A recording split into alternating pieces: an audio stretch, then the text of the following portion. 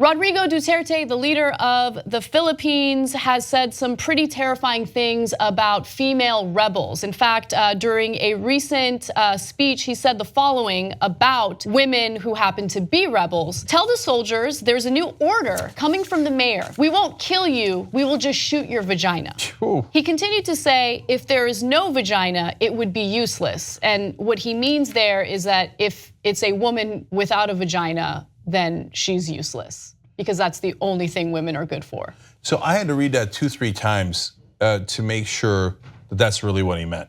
Like, really? And no, that's what he meant. He meant you should shoot them in the vagina, because if you take out their vagina, what good would a woman do? Oh, man, he makes Trump look like a humanitarian.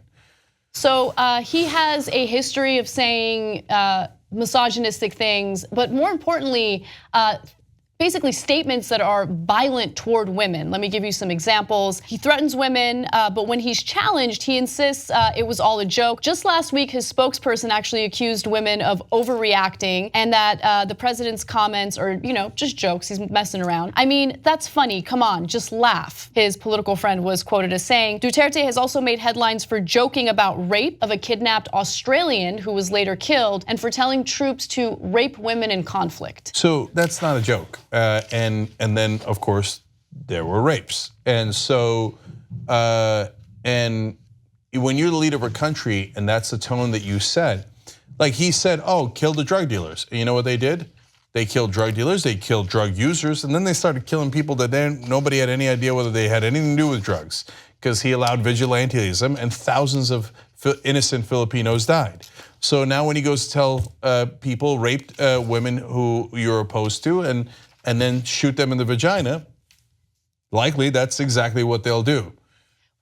I mean, right now, the vigilante justice is terrifying. Tens of thousands of people are being shot and killed with no due process, just simple suspicion of drug trafficking or drug use. And when you set that kind of culture up, when you embolden people to carry out this type of vigilante justice, which is really injustice, all sorts of innocent people are gonna lose their lives. And he's just basically sanctioning this type of violence against women. It's a scary situation to live in.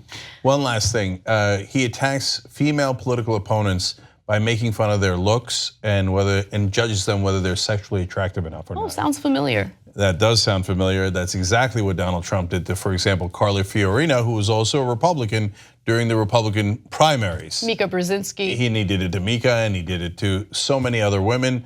And so it's a shade of difference. One grabs them by the genitals and makes fun of their appearance instead of the other one also makes fun of their appearance, says don't just grab them by the genitals, do a little bit worse. You just watched a video by the Young Turks, the home of the revolution. If you'd like to get the full show, come join us and become a member. tytnetwork.com/join.